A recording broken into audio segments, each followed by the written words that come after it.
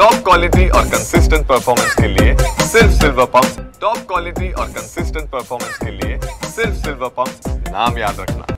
बारामतीमध्ये आज मराठी क्रांती मोर्चाच्या वतीने मोर्चाचं आयोजन करण्यात आलेले आहे। या मोर्चामध्ये स्वर्गीय संतोष देशमुख यांचे भाऊ धनंजय देशमुख देखील सामील होणार आहेत। आपल्यासोबत धनंजय देशमुख आहेत। सर, आज खरं तर आपला आज वाढदिवस आहे, पण आज आपल्याला मोर्चामध्ये सामील व्हावं नाही। आयुष्यातलं जे सगळं सर्वस्व होतं ते आज माझ्यासोबत नाहीये।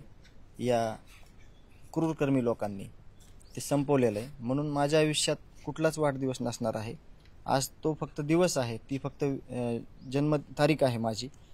म्हणून मी आजच्या दिवशी जे नित्य नियमानं आम्ही करायचो, आम्ही भाऊ जे विचारानं करायचो, तोच विचार आज माझ्यात आहे आणि तोच विचार मी केलेला आहे। मी मागच्या 8 वर्षामध्ये जवळपास 24 वेळेस ब्लड डोनेट केले।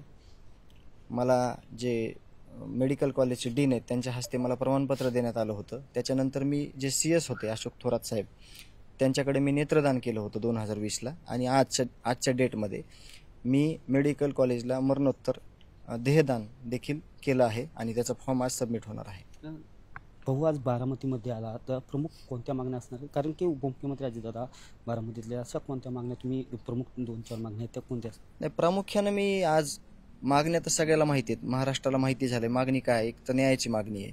परंतु आज मला इथं सांगायचं प्रामुख्यानं की बीड जिल्ह्यातली भयान वास्तवता काय आहे, तिथे काय परिस्थिती आहे, काय होती आणि प्रत्येक गोष्ट अवेळी झाल्यामुळं तिथे काय दुर्दशा झाली, याविषयी मी आज तुम्हाला मोर्चाच्या तिथं जे काही मला विचार मांडायचे त्या तिथं मी बोलणार आहे। भाऊ, राज्यात मोठ्या प्रमाणात राज्यातील गावागावात सध्या कडकडीत बंद सुरुवात झालेली आहे। अगदी पुणे जिल्हा किंवा पश्चिम महाराष्ट्र सर्व महाराष्ट्रामध्ये होतं। काय लोकांना यातून काय आव्हान करायचं?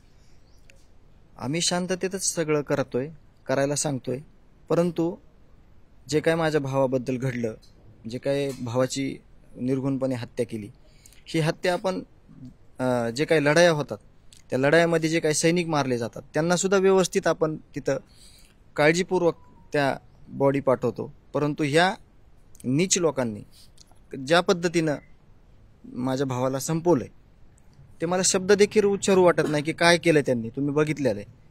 तर त्याविषयी बोलणं सुद्धा चुकीचं आहे की हे बोलण्याच्या लायकीचे नाहीत, हे चुकून माणसाच्या जातीला आलेले हे सैतान आहेत, राक्षसी वृत्तीचे लोक होते आणि त्यांना तेच कृत्य करून दाखवलं। फक्त ह्याच्यात विषय एक आहे की यांनी कुणाच्या पाठबळानं केलं, यांना कुणाचा आश्रय होता, ह्याचा शोध घेऊन याच्यावर कारवाई केली पाहिजे, या भूमिकेत आम्ही आहोत। अनेक पक्षांच्या असून नेत्यांची मागणी होत आहे की धनंजय मुंडे यांना देखील सहआरोपी करा, काय? आता त्याआधी 1-2-3 दिवसापूर्वी बोलल्याप्रमाणे तपासाचा दुसरा टप्पा आता चालू आहे। सप्लिमेंटरी जे चार्जशीट आहे ते पण दाखल होणार आहे। एक आरोपी फरार आहे आणि ह्या लोकांना ज्यांनी कोणी आश्रय दिला, ज्यांनी फरार केलं, ज्यांनी पैसे दिले, ज्यांनी अभय दिलं, ज्यांनी सांगितलं की ही घटना केलेली आहे तर काय प्रॉब्लेम नाही, आपण सॉल्व्ह करू म्हणून निषेधार्थ मोर्चे काढले आरोपीच्या।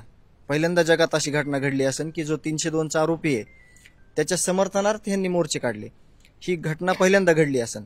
त्या लोकांना ह्याच्यामध्ये सहआरोपी करा, त्यांच्यावर वेगळी कारवाई करा, पण त्यांना सांगा की या महाराष्ट्रामध्ये आरोपीकडून समर्थन करणार ही घटना तुमच्याकडून झालेली आहे आणि ही चूक आहे तुमची, आणि जे काही पुढची तपास यंत्रणा आहे त्या तपास यंत्रणेवर विश्वास ठेवून पुढची जी काही जे तपास आहे राहिलेला तो निपक्षपातीपणे झाला पाहिजे आणि हे सगळे ज्यांना जे कोणी पाठी राखेत हे सगळे मध्ये गेले पाहिजे, त्यांना ह्यांना शिक्षा मिळाली पाहिजे। शेवटचा प्रश्न, जो आरोपी कृष्ण आंधळे तो अजून देखील फरार आहे, ह्याचं उत्तर यापूर्वी मी बोललेलो आहे की हे पोलिसांना विचारलं पाहिजे।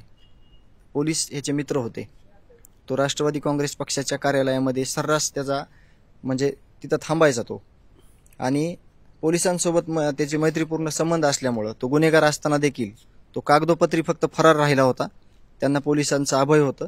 त्या पोलीस अधिकाऱ्यांना विचारलं पाहिजे की कृष्ण आंधळे कुठं आहे।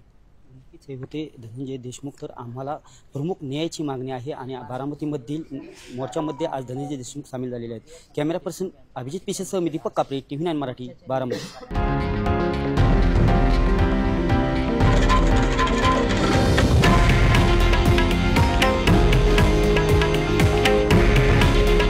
हे आहे देशातील नंबर 1 न्यूज नेटवर्क आणि आपण पाहत आहात TV9 मराठी।